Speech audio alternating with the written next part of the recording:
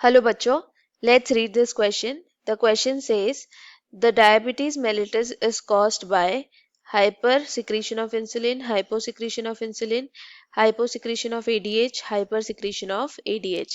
So इस question में हमें पूछा है कि डायबिटीज मेलिटस किस हार्मोन के कम या ज्यादा सिक्रीट होने से होता है. So our key concept here is insulin. Insulin एक हार्मोन है जो रिलीज होता है from beta cells of islets of Langerhans. ये सेल्स पार्ट होते हैं पैनक्रियास के. So insulin is secreted from the pancreas. Now let us see the functions of insulin. Insulin का फंक्शन है ब्लड में ग्लूकोज को कम करना.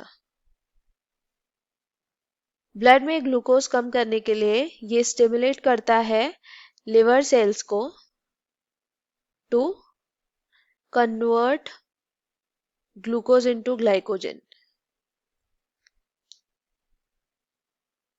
यानी ये ग्लाइकोजेनेसिस कराता है. Also it stimulates cells to take up glucose. So basically it causes cellular uptake of glucose to cause respiration. So इस तरह से ये ब्लड में ग्लूकोज लेवल को जो है कम कर देता है. So अगर ये हार्मोन का सिक्रीशन कम हो जाता है,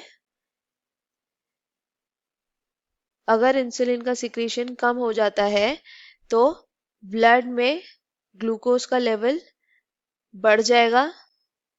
ऑल्सो सेल्यूलर अपटेक नहीं हो पाएगा जिसकी वजह से रेस्पिरेशन डिस्टर्ब होगा. इस सिचुएशन को कहते हैं diabetes mellitus. So diabetes mellitus is caused due to the reduced secretion of insulin.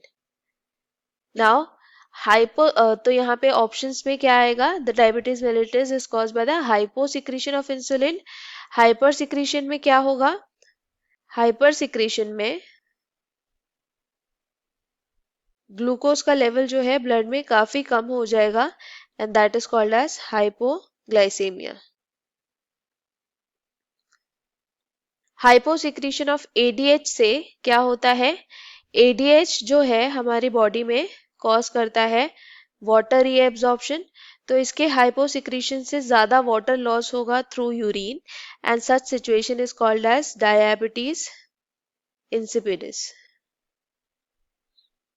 और अगर एडीएच जो है वो कम ज्यादा रिलीज होता है तो उससे यूरिनेशन कम हो जाएगा जिसे हम हाइपोस्यूरिया भी कहते हैं.